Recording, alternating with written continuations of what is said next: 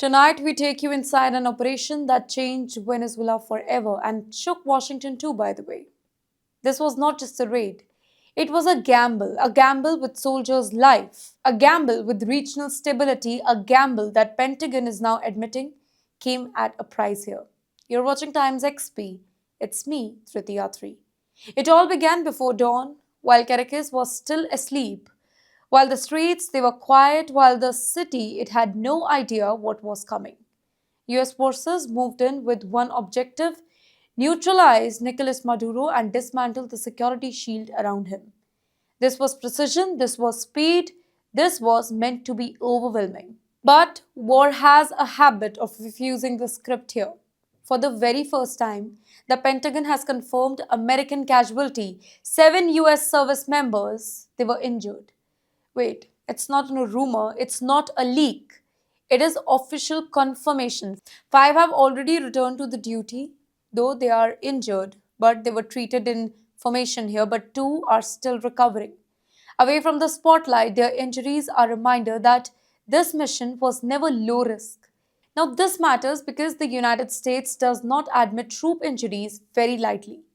When it does, it means the situation was extremely serious. Now look at what happened in Venezuela side, right? This is where the numbers it turned grim. US assessments say that dozens were killed and that number could be far higher too. Up to 75 or more Venezuelans and allied personnel dead. These were not just foot soldiers, they include elite Venezuelan security forces, armed loyalists guarding regime assets, and critically, Cuban military advisors as well. Yes, Cuba. Proof that this was never just Venezuela's fight. Well, this fighting was intense. It was not surgical, not distant. It was urban combat, tight streets, heavy resistance, gunfire bouncing off concrete walls. Well, the kind of fighting where mistakes happen, and they did. Civilians were caught in the crossfire. Residential zones, they became battleground. Local sources speak of unintended civilian death, a tragic but familiar circumstances when warfare enters city. And then came the images, by the way, Caracas did not want the world to see the funerals. Flag draped coffins lined up in silence, military salutes, officials standing stiff, cameras rolling. That was grief, but also messaging here. The Maduro regime wanted the world to know that we paid a price, but we resisted. Yet, behind the ceremony lies a harsher truth. This operation cracked open the illusion of control.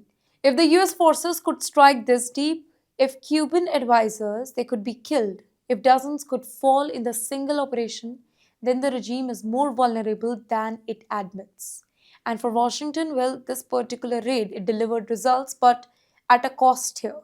American troops injured, a bloody battlefield, and the question that would not go away. Was the intelligence perfect? Was the resistance underestimated? Was escalation inevitable? Because when soldiers are hunt and civilians die, this is no clean exit. This was not just a military operation, this was a message, a warning, and a line that was crossed. One operation, two nations wounded, and a region now holding its breath because when powers they clash with the powers, it is not leaders who bleed first, it is the soldiers, it is the civilians, and it is the stability itself. And this story, it is far from over.